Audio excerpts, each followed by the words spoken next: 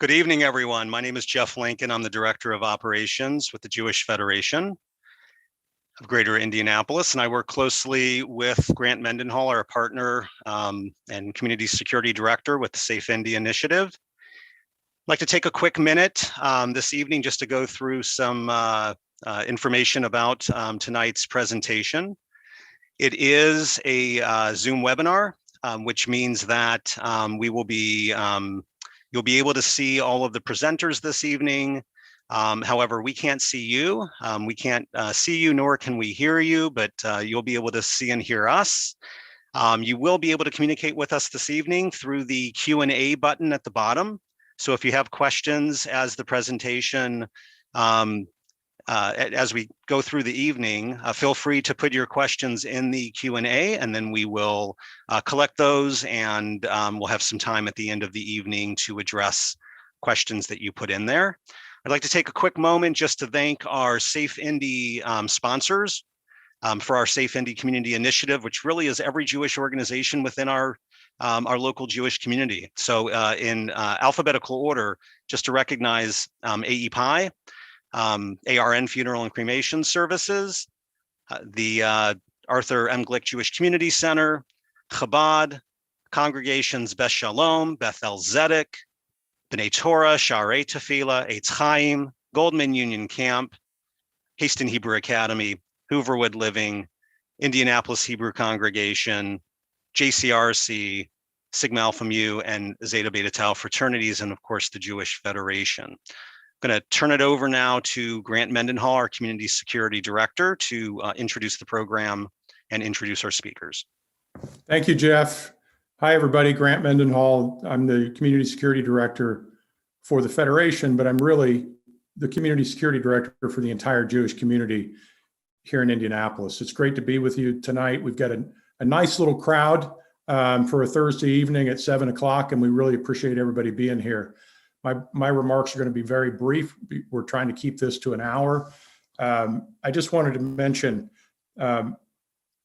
in spite of the fact that we spend most of our time in the Safe Indy Initiative and with our partners in the community talking about physical security, I think it's extremely important that we don't forget to address through training and dialogue as often as we can the type of crime that most of us as individuals and many of us as part of organizations are most likely to be victims of, and that is cybercrime.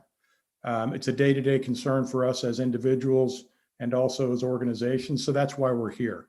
And I appreciate you all being here for this important conversation, which will be an ongoing dialogue as part of the Safe Indy Security Initiative. Very briefly, I wanted to introduce both of our speakers who you will see when they give their parts of the presentation. Two great partners from the federal government. First, Michael Alford, who's a special agent with the Federal Bureau of Investigation here in Indianapolis and a part of the cybersecurity team here. Michael's going to talk about really what the threat looks like from a cyber crime standpoint and overall cybersecurity threat.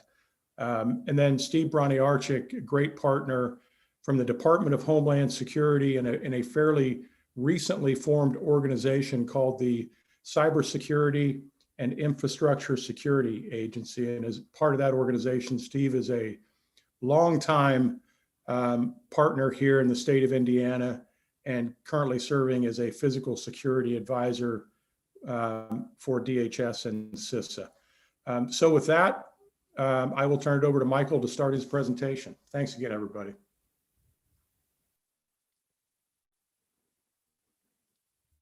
All right. Thank you, Grant. Good evening, everybody. Thank you for joining us. Hopefully, you guys will learn something new about the cyber threat landscape and why it is so important to everybody. Let me go ahead and kick this off.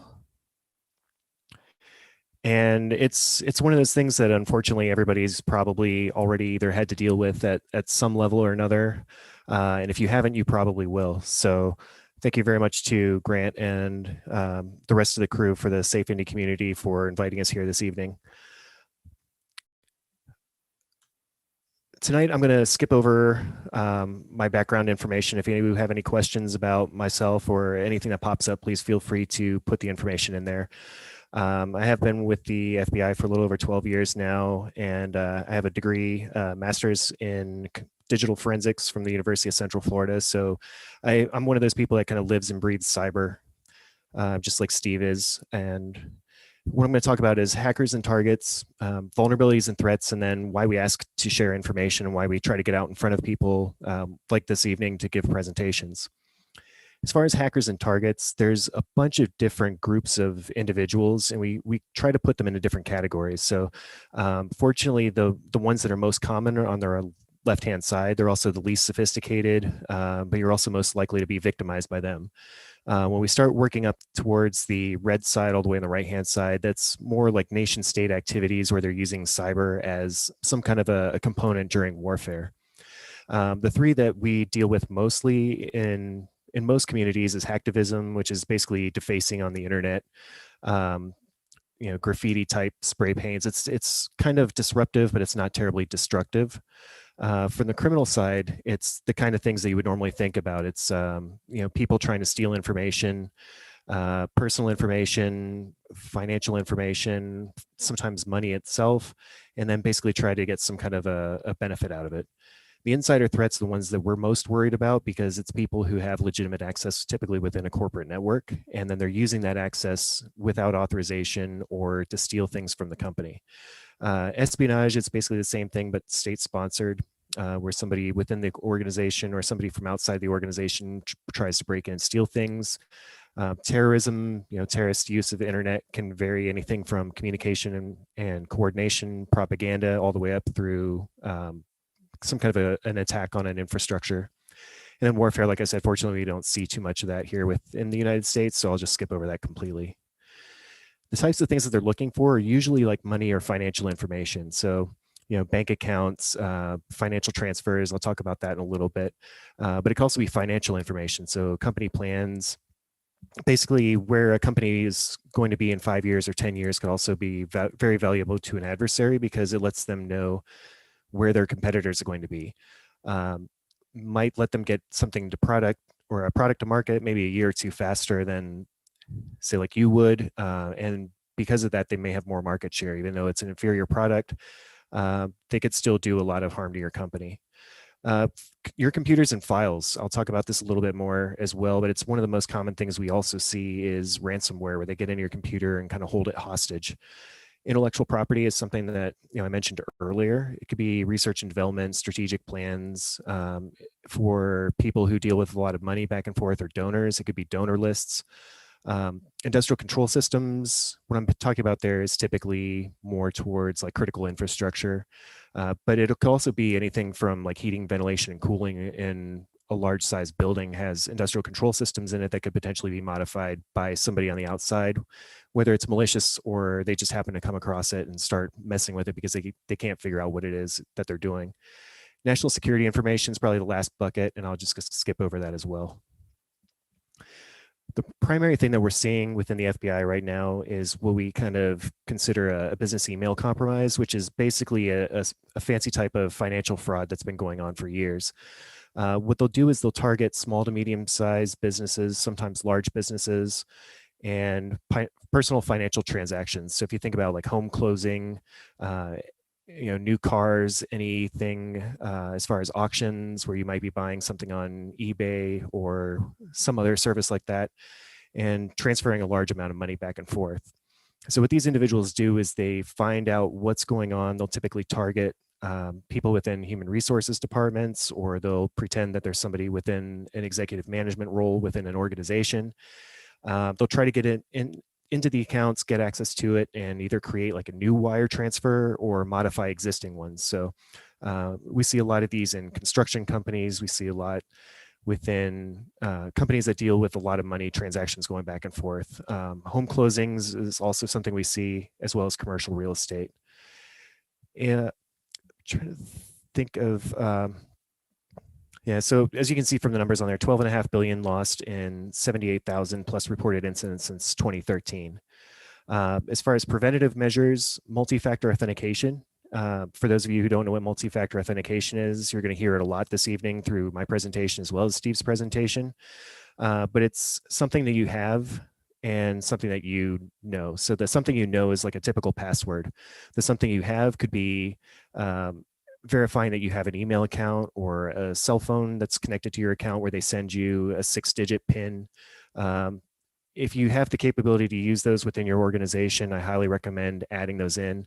Unfortunately, a lot of the people who are victimized by business email compromise don't enable multi-factor authentication until after they've lost several $100,000. So if you can do that within your organization, I would highly recommend it. A lot of the cloud service providers that are out there, if you deal with Microsoft or Google as your infrastructures, they have really good ways of supporting that right out of their product suite. That's either free or low cost.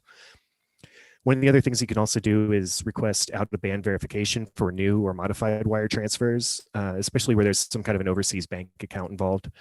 And by out-of-band verification, what I mean is, don't be afraid to pick up the phone. I know a lot of electronic communication happens right now, especially in a COVID world, but don't be afraid to pick up the phone and use a phone number or a cell phone number in order to verify some kind of a large transaction. If somebody within your organization all of a sudden identifies, a brand new wire transfer for $250,000 or even $15,000, you might want to pick up the phone and then call them and make sure that that's actually something they wanted to transfer.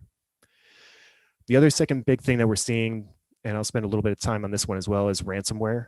There's different types of ransomware that are out there. There's what we call just like a general ransomware versus ransomware as a service. So ransomware as a service, you can go onto the dark web, you can buy basically a kit that does ransomware.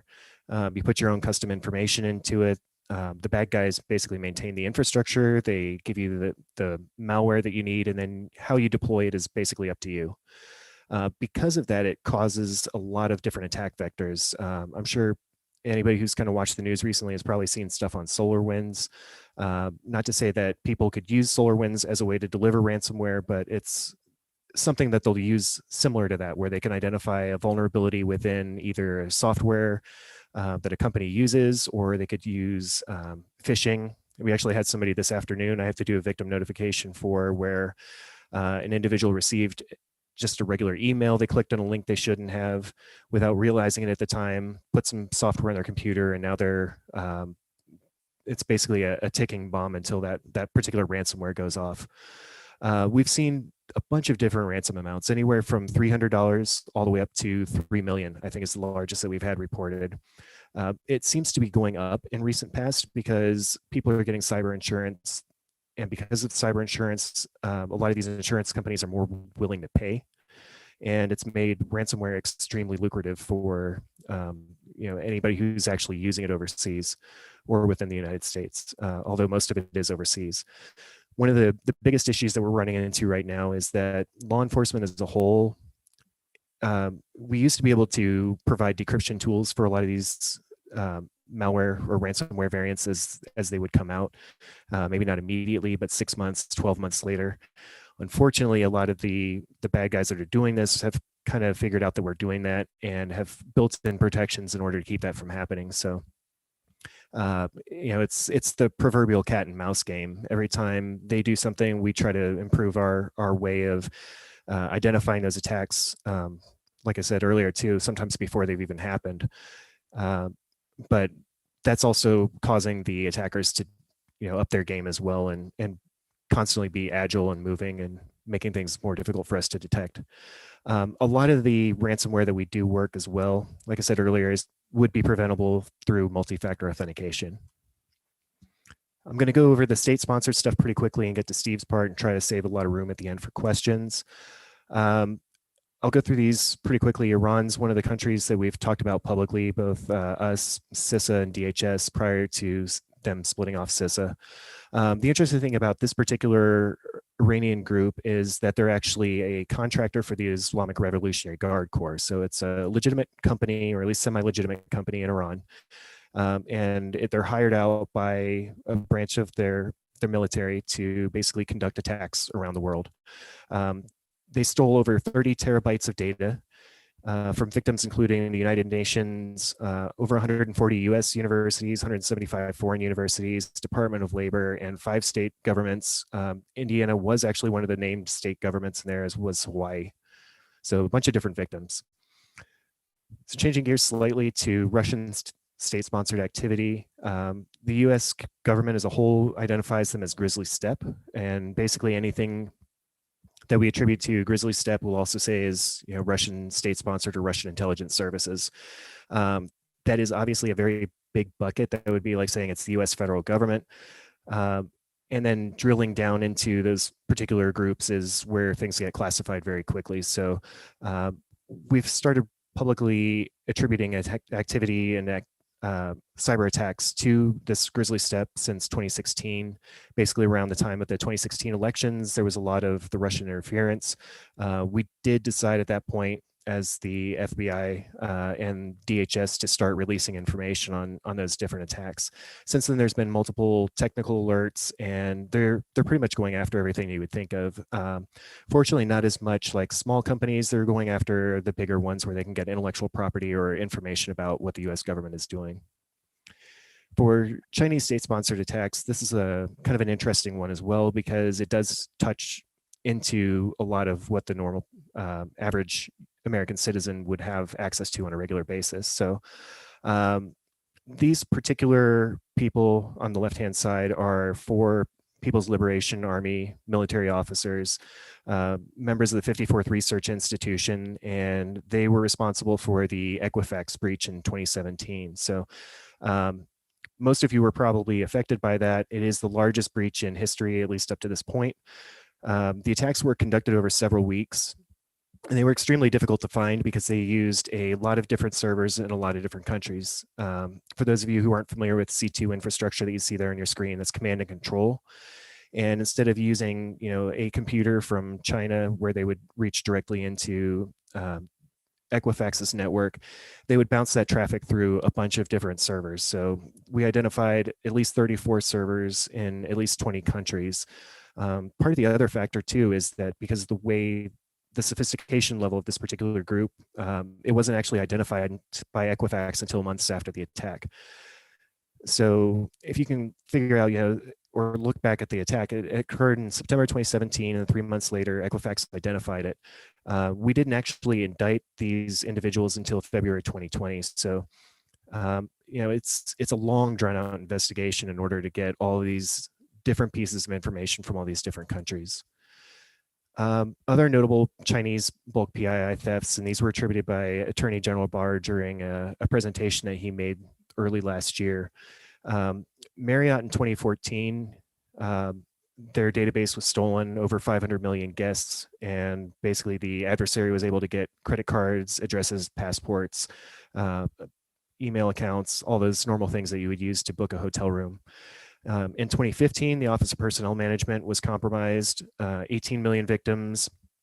You can see the stuff that's on there, all the personally identifiable information you wouldn't want somebody to have. And that was for anybody that made some kind of a federal job application between the year 2000 and 2015. 18 million victims, so definitely a large number there as well. And another one that probably affected most of the people on this call today as well is Anthem. In 2015, with almost 80 million victims, birthdays, social security numbers, addresses, emails, employment information, including salary, who you work for, all that information was taken. And kind of staying in the Asia Pacific region, North Korean state-sponsored intrusions, the US government refers to them as hidden Cobra. The interesting reason why I kind of bring them up is because we do have an actual unclassified number of, or an estimate on the number of cyber operators that actually work for North Korea.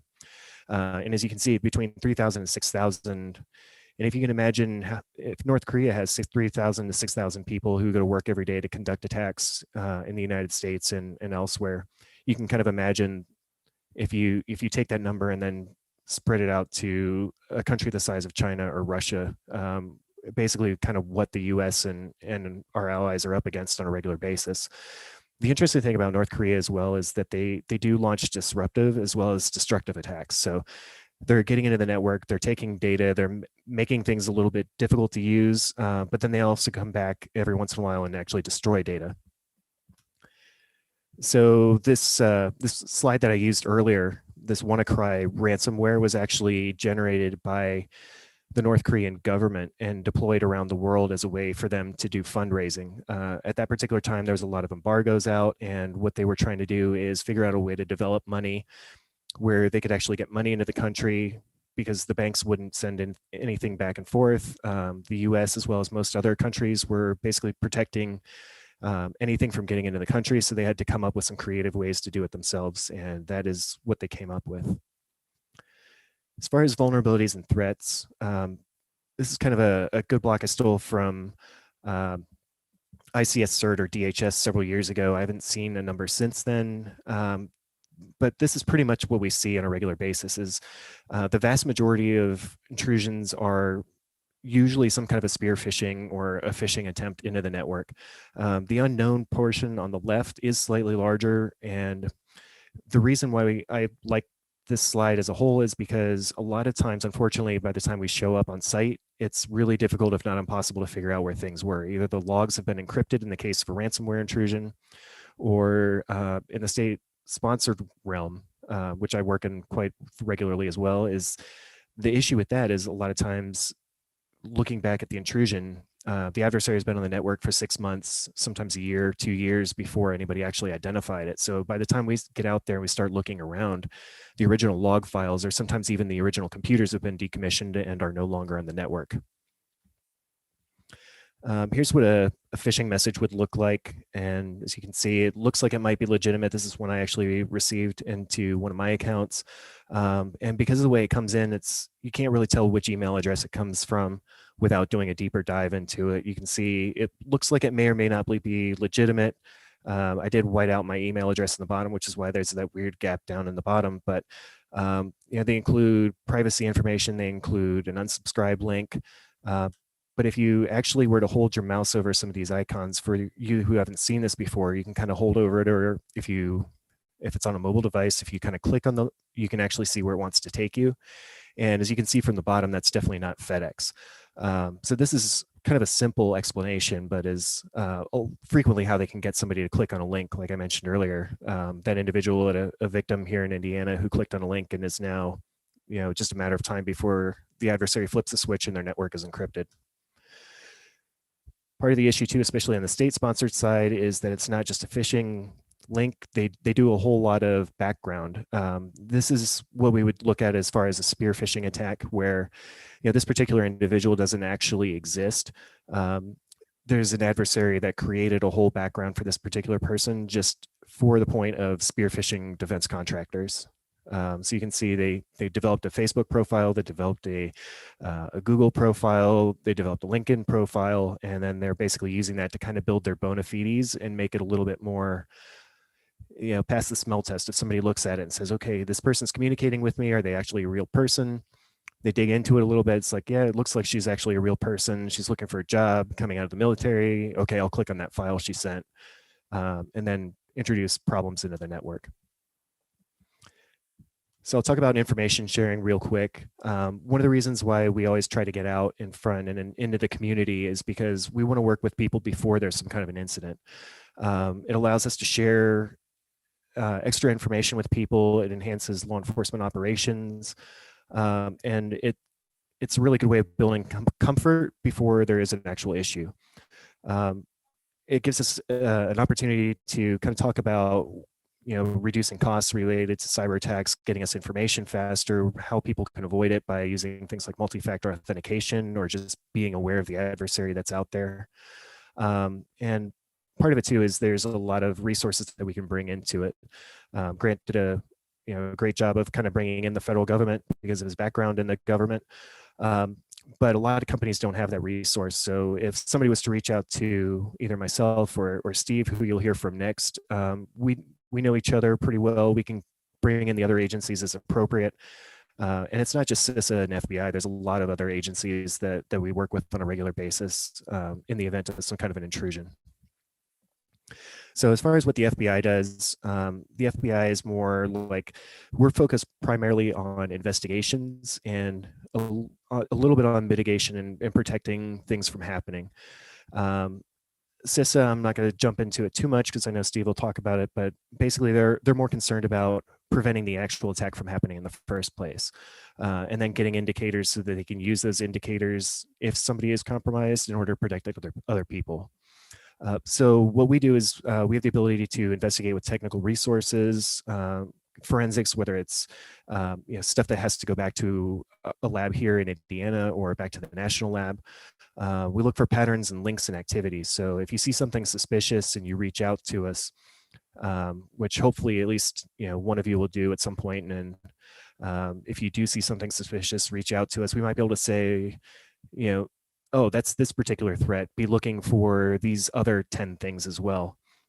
Or look for these processes, these files, these malicious signatures of files that are on your network, and clean those up as quickly as possible, which eventually helps you as well because you're able to mitigate and limit the time that the adversary is on your network. We also do kind of share information, like I said before, and we're not going to share where we got that information from. So if you do come to us, we're not going to tell all the other agencies, U.S. government agencies, or even state and local partners who you are. We're primarily looking at the adversary side, the guys that we want to put in handcuffs or identify as much as we can about them. Things that we do or will not do is we aren't going to take over or remove your systems, especially without your consent. If you need help imaging or something like that, we're happy to do that.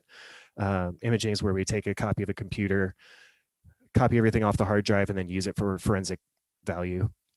We don't share proprietary information with competitors.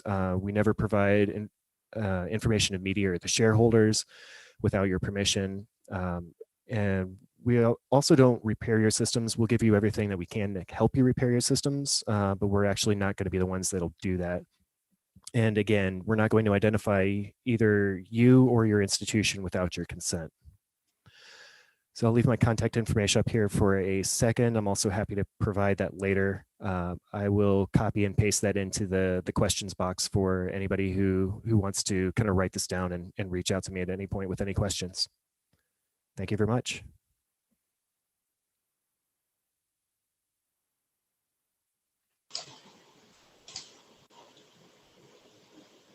Thanks, Michael. Let me bring up my screen here and I'll transition.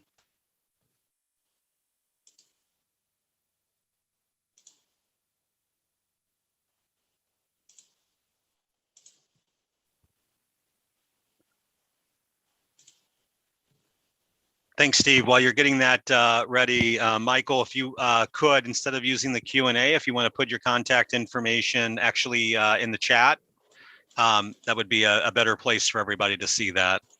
Okay, perfect. I'll do that. Thank you.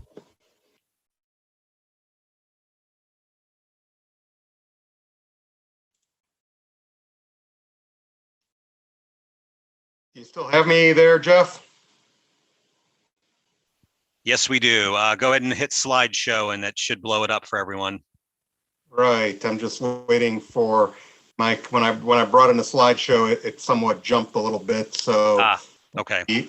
Let me do. Okay, here we go. We'll go now. All right. Hey, I really, Grant, thanks for the gracious introduction there. And it's hard for me to believe that I've been operating in the Indiana space for almost 20 years now. I always appreciate following up Michael in a cybersecurity brief, and in particular, his notable PII theft slide. Because when I see that slide, it reminds me that I was the victim of the Marriott hack, the OPM hack, and the Anthem hack. So, I'm one of those folks that have had the full appreciation of having their information stolen in some type of cyber incident. Michael talked a little bit about him having to do a victim notification in the near future about someone that had a cyber incident.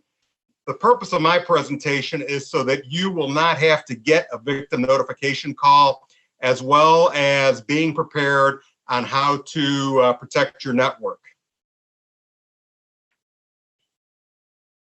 So a little bit about our agency. By serendipity last night, our agency was a question on Jeopardy. And the answer to the question is, what is the U.S. Department of Homeland Security? We are the newest agency within the U.S. Department of Homeland Security. Been in business for about 2 years. Our biggest notoriety is the fact that we were involved in our mission of Protect 2020 in the 2020 presidential election and national elections overall. And our slogan is defend today, secure tomorrow. And that's what we're going to, as I said, that's what we're going to talk about today, is defending today and securing tomorrow when it comes to your cyber network. First of all, a little bit about my position of the Protective Security Advisor. My main duty is to conduct physical security surveys. And last March, on the Friday before everything shut down in the United States from COVID, I was out at the Jewish Community Center doing a physical security assessment of the center and provided those results back to Jeff. And that was the last thing I did in person for 6 months. So it's always good to be back with the members of the Jewish Federation. Another function we do is outreach, like I'm doing tonight, regarding cyber protection, as well as active shooter response training and facilitating tabletop exercises. We also have a function in coordinating Office of Bombing Prevention classes. My wingman in Indiana is a guy by the name of Joseph Henry. He's transitioning to military duty where he's a cyber warrior. But what he does is he focuses on the cybersecurity aspect of our agency. And those are his functions there. But what he wants to do is two things: promote by encouraging best practices and risk mitigation strategies, and education to inform and raise awareness. And I'm happy to represent JD tonight in this role with providing you some information about our cyber programs. You know, in Michael's presentation, he talked about the threat of ransomware. And the biggest cause of ransomware are phishing emails or by unknowingly visiting an infected website. Those two things alone will lead your computer to be infected and start perhaps a ransomware attack.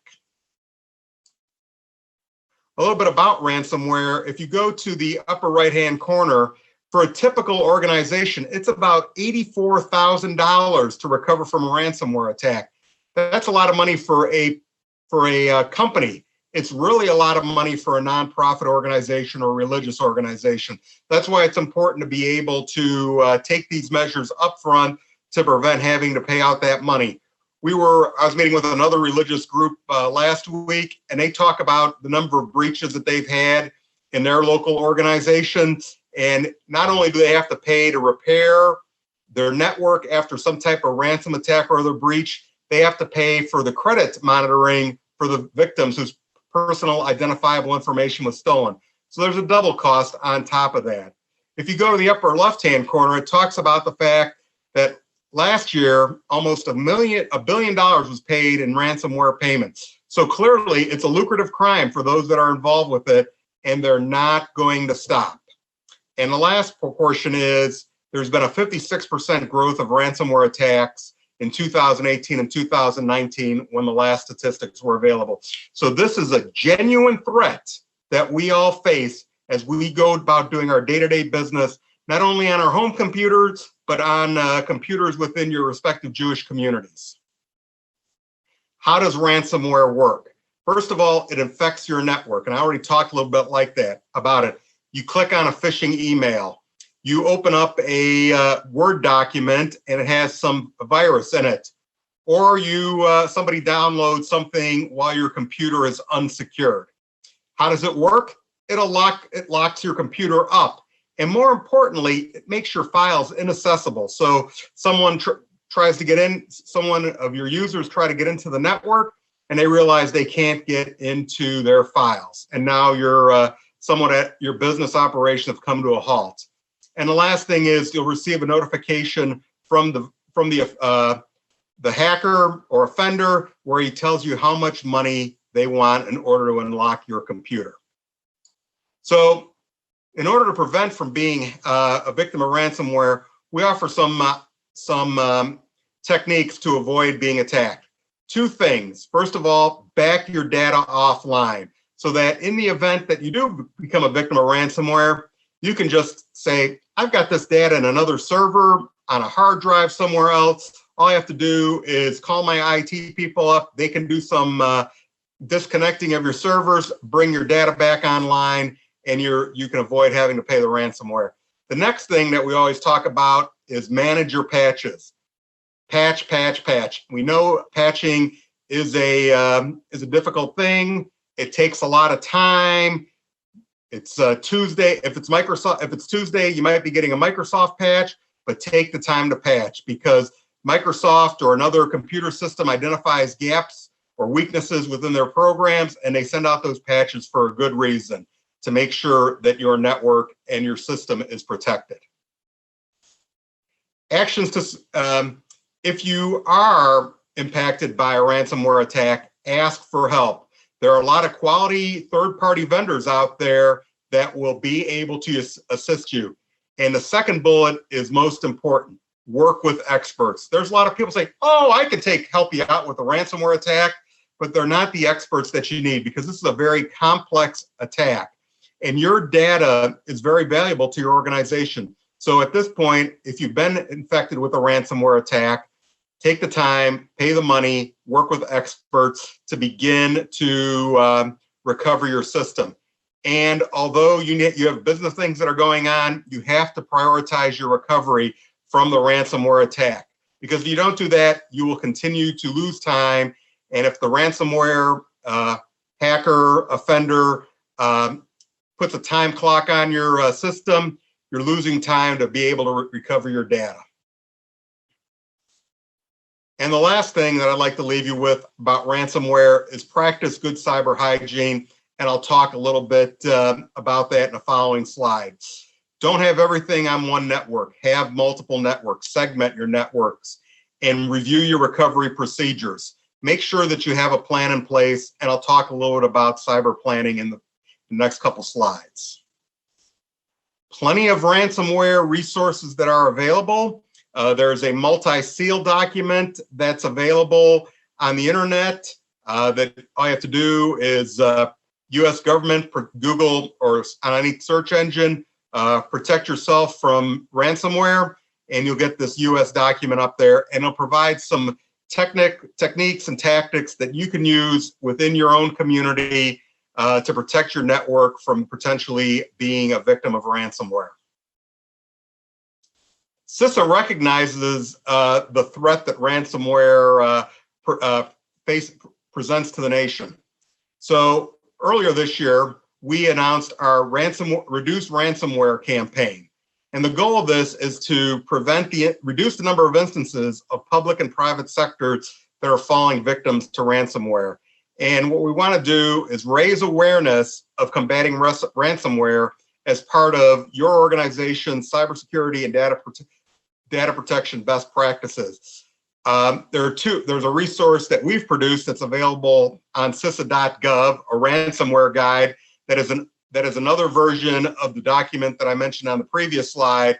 And primarily the Reduce Ransomware Risk campaign focuses on K-12 schools, nonprofits, and smaller businesses, because they're often the biggest victims of ransomware ransomware incidents. Talk a little bit about some of our cybersecurity assessments. And the one that I want to talk about is the phishing campaign assessment. And that's something that any organization can sign up for. And I know that the Jewish Federation has some cyber services as well that support the same goal. But what a phishing campaign assessment is, if you sign up for it, you're able to receive emails, your users receive emails that are either evidence of whether that person is susceptible to a phishing campaign or whether they'll resist the urge to click on something. And then you get a report back that says, out of the X number of phishing emails we sent, here is the number of clicks that you've got. And it's a way of assessing the level of cyber education that you have within your organization. It just serves as a tool to be able to say, yes, we may have a problem with individuals clicking on emails and not recognizing what may be a phishing campaign by a hacker. And it just helps to reinforce cyber hygiene within your organization. And there are two products that we have within CISA that I'd like to share with you, and they're called our Cyber Essentials. And the first one is a leader's guide. And the most important thing about the Cyber Essentials is to build a culture of cyber readiness. As Grant talked about in the introduction, he said, we spend a lot of time working on the physical security side and making sure we've got doors locked and proper illumination around our buildings and cameras, but it's also equally important to have a quality cyber culture within your organization. And this Cyber Essentials Guide talks about individuals within that organization, what they can do. Talks about what you can do yourself, what your staff should be doing, how you monitor your systems, your data, and what you do after an incident, because it's easier to be prepared for that incident and be able to respond than have to react to that incident after you become a victim of ransomware.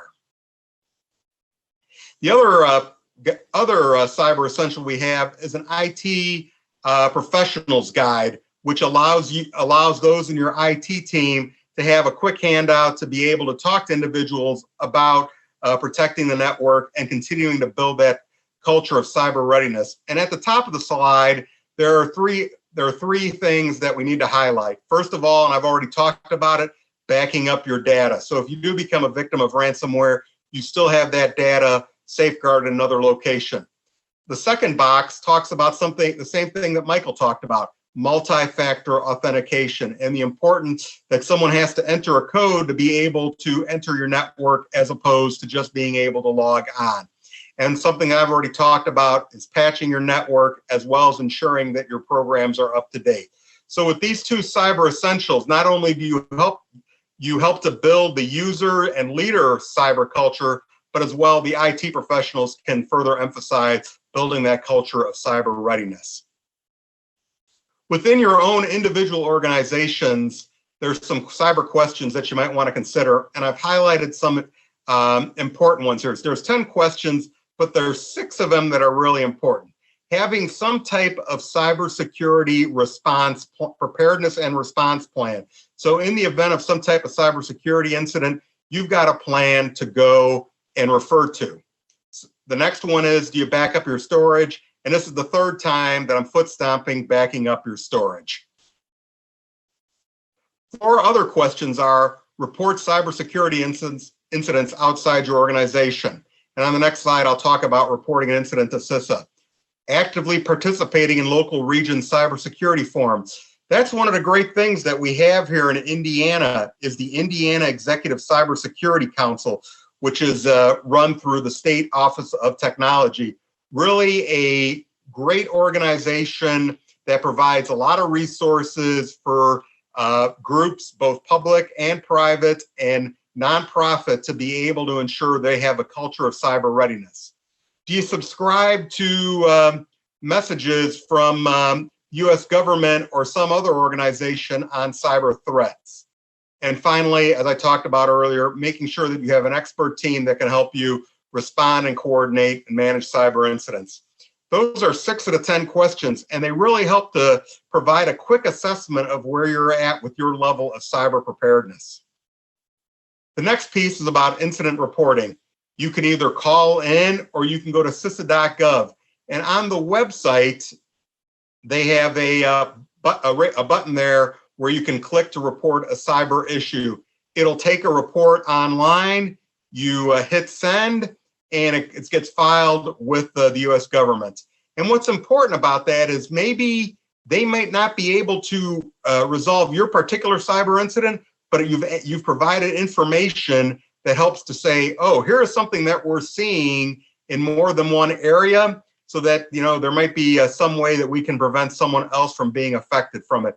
It's also important to report because the amount of cyber incidents that get reported in Indiana help contribute to the amount of grant dollars that the federal government gives to the state and to the city of Indianapolis as part of its threat equation and how they calculate the amount of money they get. So it's important that you take the time to report a cyber incident. And it would not be a USDHS presentation without promoting if you see something, say something. And that kind of goes on the previous slide there about reporting a cyber incident.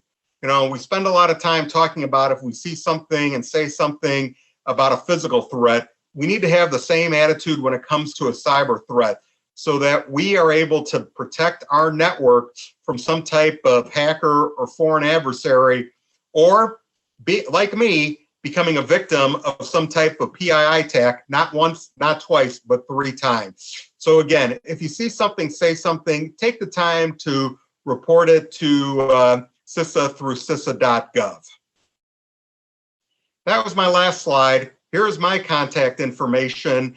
I'll also provide to Grant and Jeff, the new cybersecurity coordinators, contact information so that you know, if you have additional questions about cyber, you can reach out to either one of us, and we're happy to answer those. Because ultimately, we don't want you to become a victim of ransomware. We want you to be prepared. We want you to be ready if you should become a victim of ransomware, so that you can get your data back and it will not affect your business operations significantly. Grant and Jeff, thank you for the opportunity to present, and I'll turn it back over to you. Steve and Michael, thanks a lot. Great job and great information. A lot of information in a short period of time, and a couple of questions have popped up. I'm gonna actually ask the first one. I'm gonna go back to Michael, kind of Steve, on the heels of your incident reporting. Michael, as a group of private citizens who are concerned about their own cybersecurity on their home computers, and maybe at their place of work as well. There may be some business owners on the call.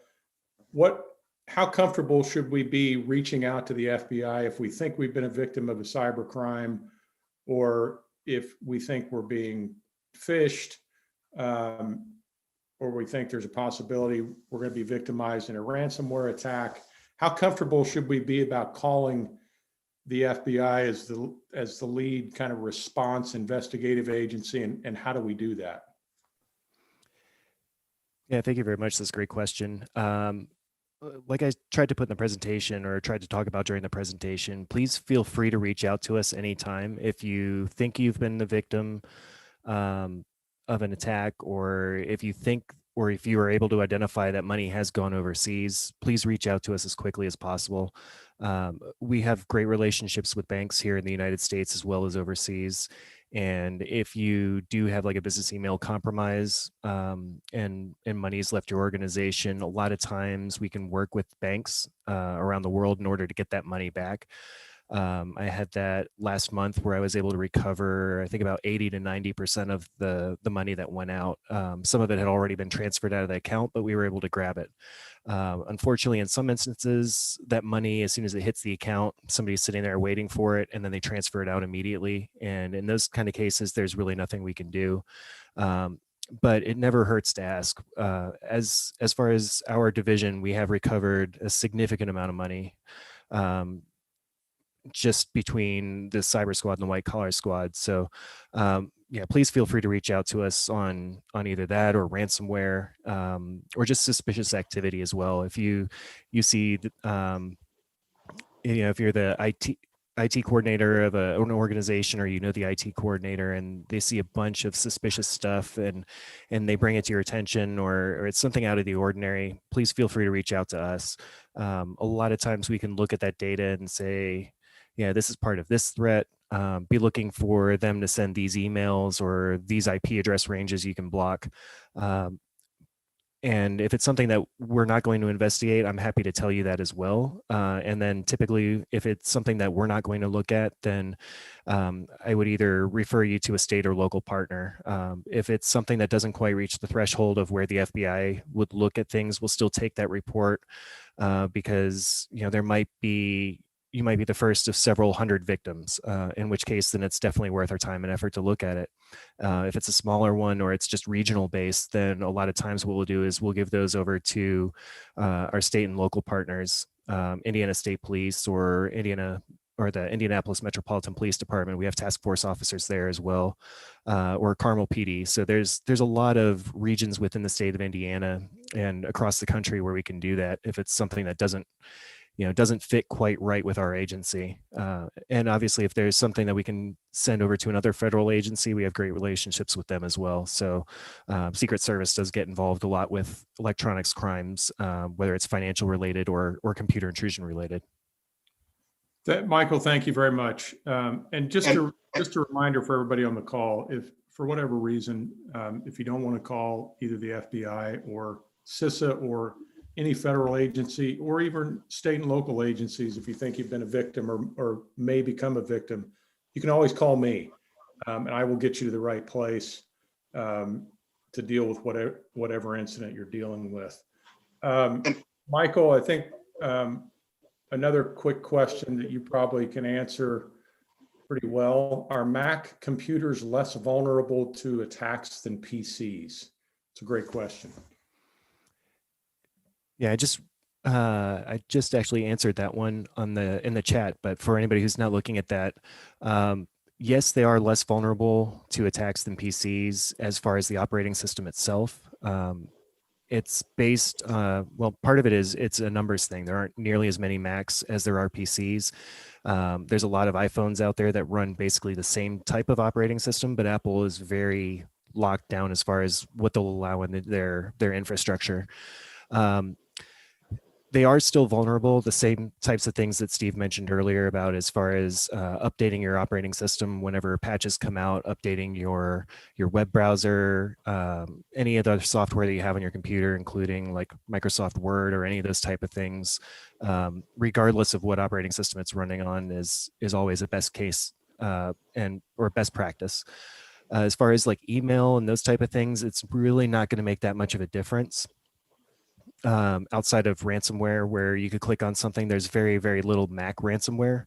Again, just because of a number standpoint, and most business computers are on PCs, so they're the primary target over Macs. Thanks, Michael. Steve and Grant. Yeah, go ahead. I just want to follow up on Michael's answer from the first question. We spend a lot of time talking about that response effort and whether I should call the FBI or, if I'm not comfortable, as you said, call Grant. The best way to avoid having to make those calls is to do the things on the front end with preparation. It's no different than, when you're done at your particular community, you make sure the doors are locked, the alarms are set, if you have cameras, that someone monitors the cameras. Those same type of techniques that you're using on the physical side to make you feel comfortable about your physical security, you need to have that same culture on the cyber side, so you don't feel that, wow, I need to have that. I need to have Michael's phone number in my Rolodex, but I have confidence that I've done the right things up front to prevent myself from becoming a victim of attack. Also, if I could answer Ron's question that's in the chat box, is that okay, Grant? Yeah, go ahead. I was going to go to you on that, Steve. Go ahead. Ron, you ask about the safety of personal information at medical facilities. Medical facilities are one of the biggest victims of attacks right now. And there are multiple ransomware attacks. And why do they attack medical facilities? Because the medical facilities have great, vast information storage of personal identifiable information. People also know that they're vulnerable right now in the COVID environment. They have many folks that are working long hours. They're stressed. They're maybe more susceptible to a phishing campaign. So they are victim. Medical institutions and small practices, have been a high target of hackers. What we're doing at CISA is reaching out to them to make sure that they're aware of proper cyber hygiene and building that culture of cyber preparedness within their organizations. Great, thanks, Steve.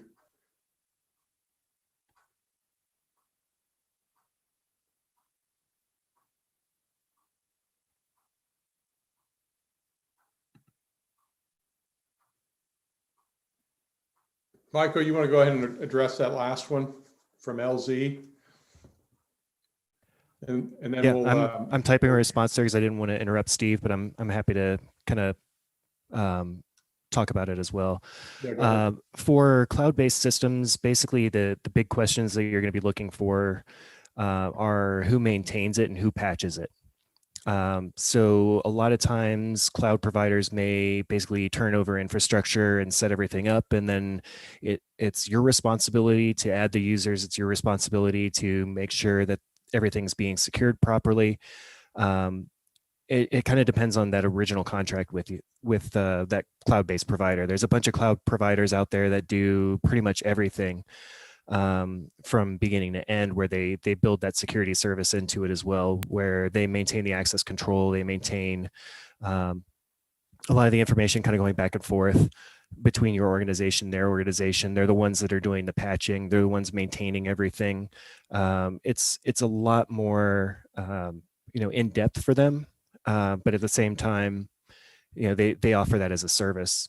There's also companies that deal with security as a service, either from the network or from the cloud, that you can look into as well, as like a plug-in to existing cloud providers. So if you want to use just like a giant storage solution, you want somebody else to kind of maintain the security and set up sensors and look at things, you can do that as well. So a lot of it just depends on the size of your organization, your technical capabilities, and what you're looking for. But yeah, those are basically where we've seen the biggest issues with security.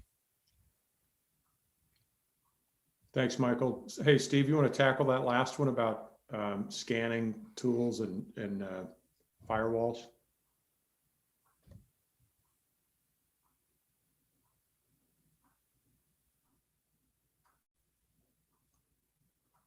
Did you see that one, Steve? Are there suggested scans for us to use on our personal machines for those without a dedicated or knowledgeable IT staff?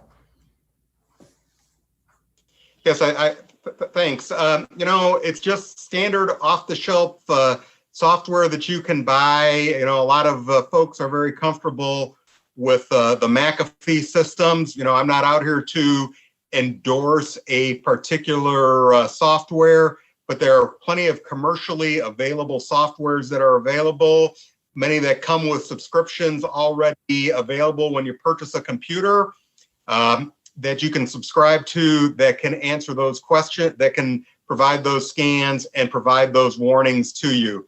There's specific emails, specific programs that'll identify malware that may be affecting your computer that'll take it off. But, if you buy a new computer or a new system, a lot of them already come with programs embedded in them that you just have to subscribe to. Thanks, Steve. Appreciate that. And Steve and Michael, we're going to have to leave the Q&A there. Just again, thank you very much for being with us tonight. Great information. And really appreciate the good questions that were asked by our audience as well. And I appreciate everybody being here tonight. So again, thank you both. So for our final slide, everybody sees up there Safe Indy trainings that are coming up in the spring. So I'm going to be hosting 6 training events through March, April, and May. I'm going to be doing a situational awareness training block and a countering active threat training block in each of those months that are going to be open to the entire community. So I would encourage you to sign up for those. They're all going to be kind of similar 1-hour training blocks. And the way you think about it is kind of like this. Situational awareness training is the type of training that's going to help you be in a position to be safer as an individual, to be safer as a member of a family or a member of a synagogue or any community organization. It's training designed to help you practice and exhibit an enhanced level of situational awareness in your daily life, to really put you in a position to keep yourself safe and prevent bad things from happening. It's really thought-provoking training. And then countering active threat training. Many of you have been through training called Run, Hide, Fight throughout your professional lives or careers, or maybe just in your personal life. Countering active threat training is a little bit different spin on Run, Hide, Fight. It's really directed towards training you and helping you to think about how to actually respond if you are part of an active threat scenario, whether it's as a member of the Jewish community or out in town someplace.